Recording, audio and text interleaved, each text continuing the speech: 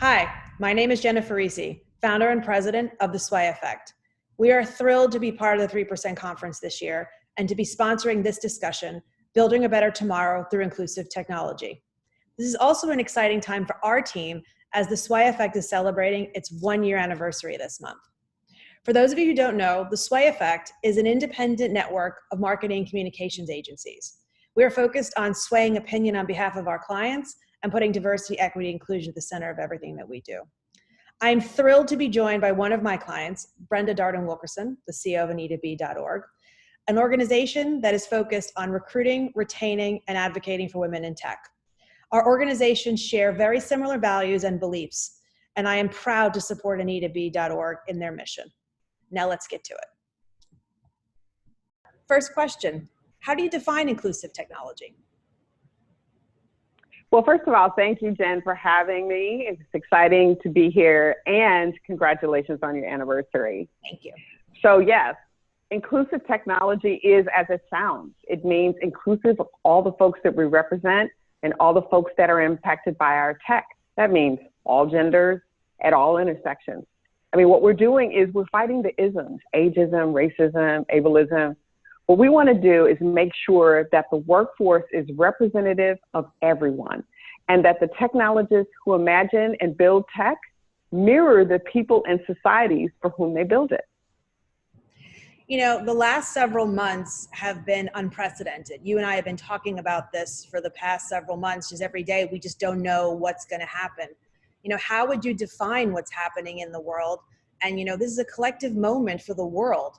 You know, what are you seeing right now? What do you see people telling you? You know, this is a defining moment in our history as a nation, as a world. And we have an opportunity to either stand out or be left out.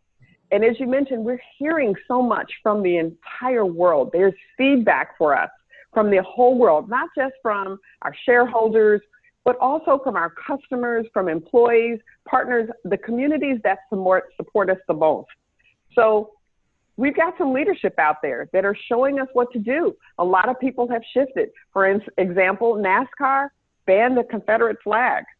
We have a Washington NFL team that's changing their name after all these years. So why not tech? We can all do this. It would be an incredible miss if the tech sector doesn't realize and right some of their wrongs. And look, the impact is greatest on business.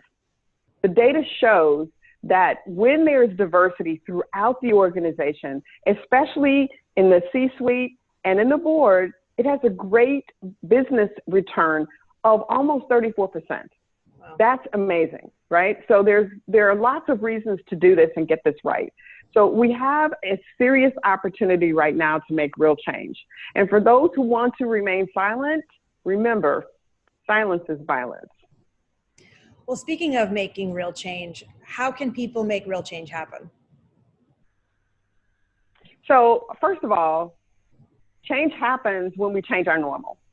So we have to redefine what normal is. We need to challenge what we have come to expect, and then we can move towards a mindset that is more inclusive. It's sort of like a thermostat.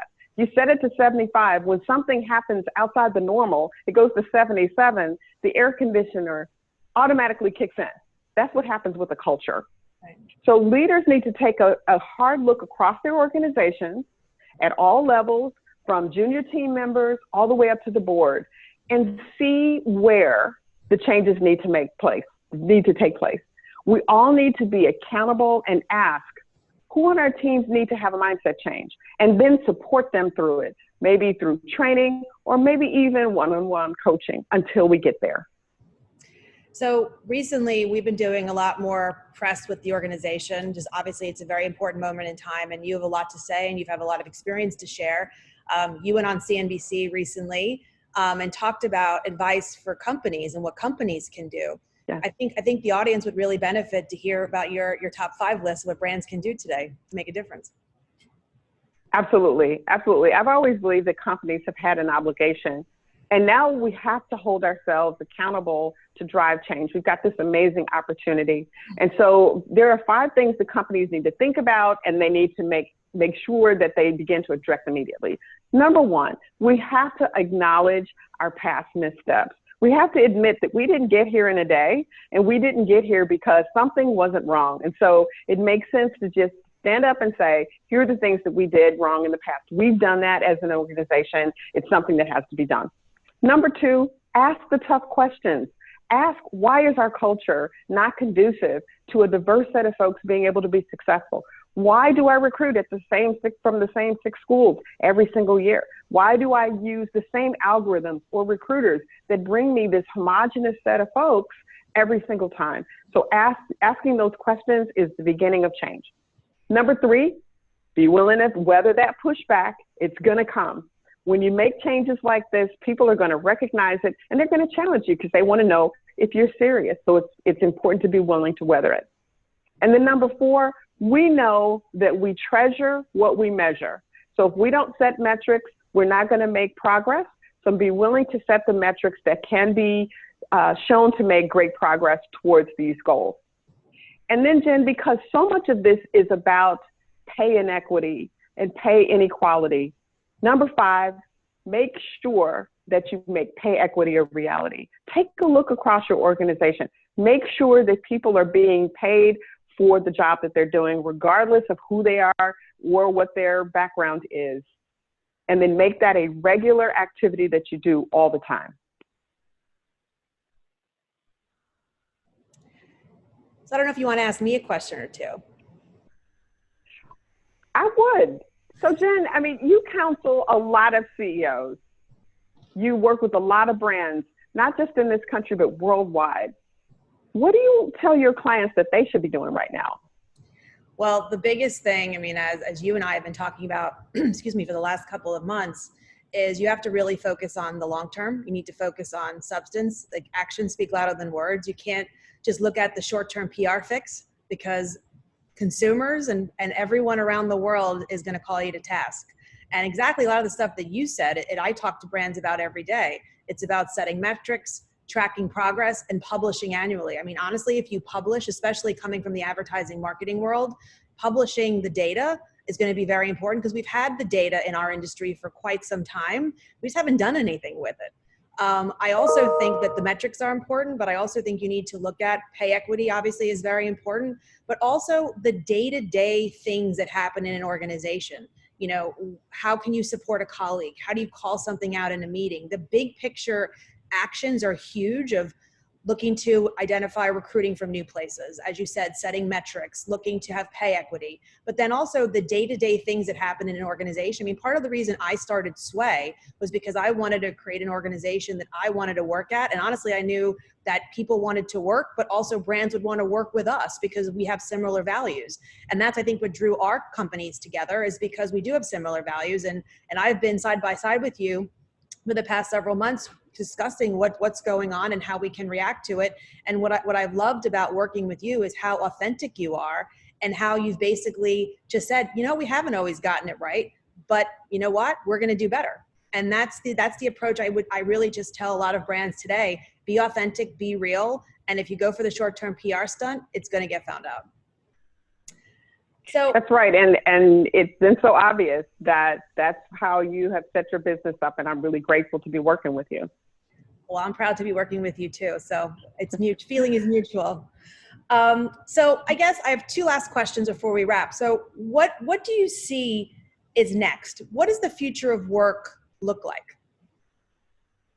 Well, you know, this problem wasn't created in a day, and it's not going to be solved immediately, but it must be solved urgently.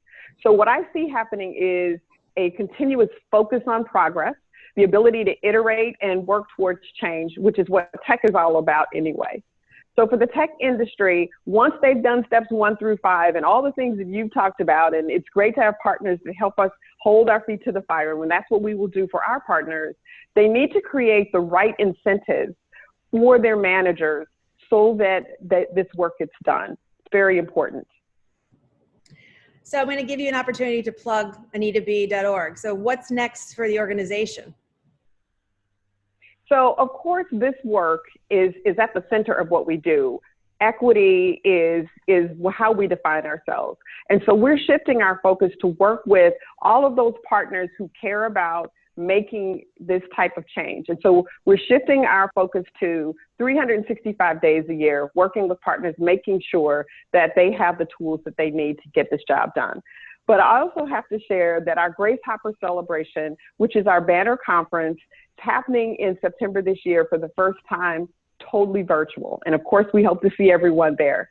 So last year, we had almost 26,000 attendees in person. And because we're virtual this year, we are hoping to expect so many more. And so we're excited about that, and we can't wait for it to happen.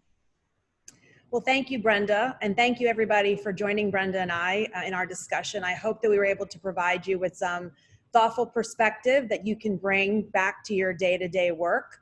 I want to leave us with a couple of words. We are living in unprecedented times, and we cannot let this moment pass us by, as Brenda said.